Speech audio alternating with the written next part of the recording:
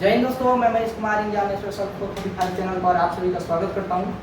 दोस्तों, आज मैं आपको फिर बायोलॉजी के एक बहुत ही महत्वपूर्ण टॉपिक खाद और उर्वरक के अंतर स्पष्ट करेंगे। हम खाद और उर्वरक के बारे में जानेंगे कि इनमें अंतर क्या है, इसके बारे में हम जानेंगे। और इस खाद और उर्वरक से, इस टॉपिक से आप जिस भी कॉम्पिटिटिव एग्जाम का प्रयोग करते हैं, चाहे आप सिविल का कर रहे हैं या डिफेंस का कर रहे हैं, इनमें से 2 से 3 नंबर आ जाता है।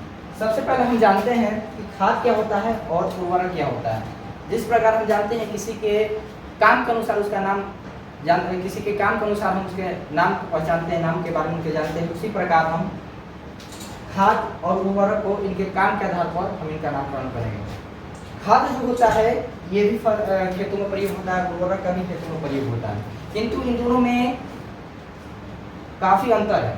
खाद जो होता है इसे हम जुताई के पूर्व करते हैं, ठीक है, और उर्वरक जो होता है इसे हम जुताई के पश्चात करते हैं। खाद को आप घर पर भी बना सकते हैं। खाद का निर्माण मृत पादप और जंतुओं के अवशेषों से होता है, ठीक है। जैसे कि आपके यहाँ से जो कचरा जाता है, मान लीजिए सब्जी का हो गया या मवेशियों का जो मलमूत्र हो गया, ठीक है, तो उनके अवशिष्ट पदार्थों को हम एक जगह इकट्ठा कर या गड्ढे खोद कर उसमें रख देते हैं, जिससे उस समय बाद वो जो अपघटित पदार्थ जो होता है, ठीक है, वो सूक्ष्म जीवों द्वारा खाद में परिवर्तित हो जाता है। मतलब कि जो सूक्ष्म जीव होते हैं वो धीरे धीरे उस अवशिष्ट पदार्थ को गुरमुरा करते चले जाते हैं और कुछ समय बाद वो खाद में परिवर्तित हो जाता है। और इस खाद को हम खेतों में डाल देते हैं ताकि खेतों में जो मिट्टी है उस मिट्टी का उर्वरकता शक्ति बढ़ जाए, पोषक तत्व बढ़ जाए। और इसी प्रकार हम उर्वरक का प्रयोग भी खेतों में करते हैं।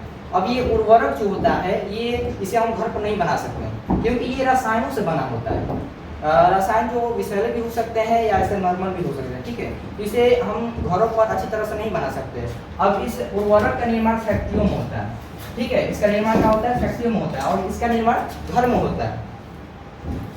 खाद जो होता है ये कार्बनिक पदार्थ होता है क्योंकि ये मवेशियों के मलमूत्र से प्राप्त होता है। जो सड़े गले पदार्थ जो होते हैं या जो भी मृत जीव होते हैं, पादप होते हैं, उनके अपघटन से हमें खाद प्राप्त होता है, ठीक है। और उर्वरक जो होता है ये रसायनों से बनाया जाता है, ठीक है। तो इसे हम कह सकते हैं कि ये कार्बनिक पदार्थ होता है और ये जो होता है अकार्बनिक पदार्थ होता है, ठीक है। अब हम गलती क्या करते हैं यहाँ पर कि हमारे किसान जो होते हैं उन्हें 80% खाद का जहाँ प्रयोग करना चाहिए वहाँ पर उर्वरक का प्रयोग करते हैं। ये बहुत ही फसलों की तबाही में महत्वपूर्ण कारण है।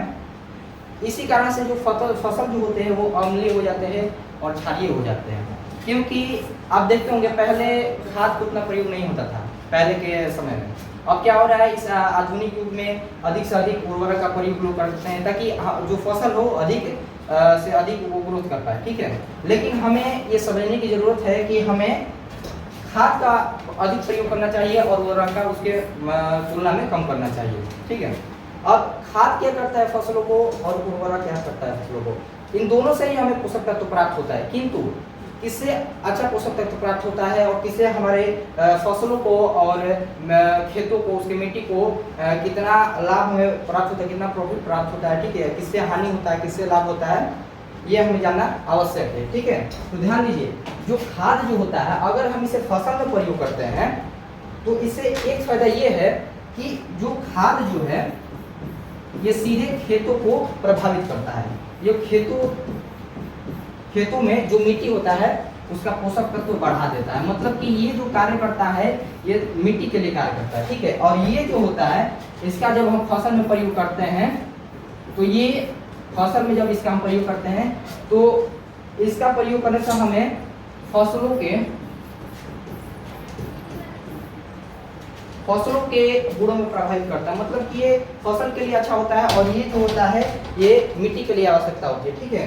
तो मिट्टी में जब हम खाद का प्रयोग करते हैं तो खाद जो होता है वो मिट्टी के पोषक तत्वों को बढ़ा देता है, किंतु ये फसल को उतना नहीं प्रभावित करता। और ये जो होता है ये फसल को प्रभावित करता है, ये फसल की उर्वरकता शक्ति को बढ़ा देता है, जिससे फसल जो होती है जल्दी ग्रोथ कर पाती है, ठीक है। इसीलिए हमारे किसान जो होते हैं वो आसानी से उर्वरक का प्रयोग करते हैं ताकि फसल जो है वो जल्दी से जल्दी ग्रो हो सकते, वो ग्रोथ कर सके और उसकी कटाई कर अपने भंडारण में रख सके। किंतु यहाँ पर हम गलती करते हैं, हमें खाद का प्रयोग करना चाहिए और कम से कम उर्वरक का प्रयोग करना चाहिए, क्योंकि उर्वरक के प्रयोग करने से यहाँ पर क्या दिक्कत होता है जान लीजिए। खाद जो होता है वो जल में अघुलनशील होता है और ये जो उर्वरक जो होता है जल में घुलनशील होता है, ठीक है। तो यहाँ पर हमें एक गलती कर देते हैं कि उर्वरक के प्रयोग करने से जल में उर्वरक मिलकर जल को प्रदूषित कर देता है और आसपास के नदी नाले को भी प्रभावित करता है और उसको प्रदूषित करके वहाँ उसमें जो जीव पाए जाते हैं उनको भी प्रभावित कर देता है, ठीक है। तो ये हमारे लिए, हमारे खेतों के लिए हानिकारक है, क्योंकि उर्वरक के प्रयोग से जो हमारी जल प्रदूषित हो जाता है और खेतों में भी उर्वरकता शक्ति तो बढ़ता ही, किंतु उसमें क्षारीय और अम्लीय की मात्रा बढ़ जाती है।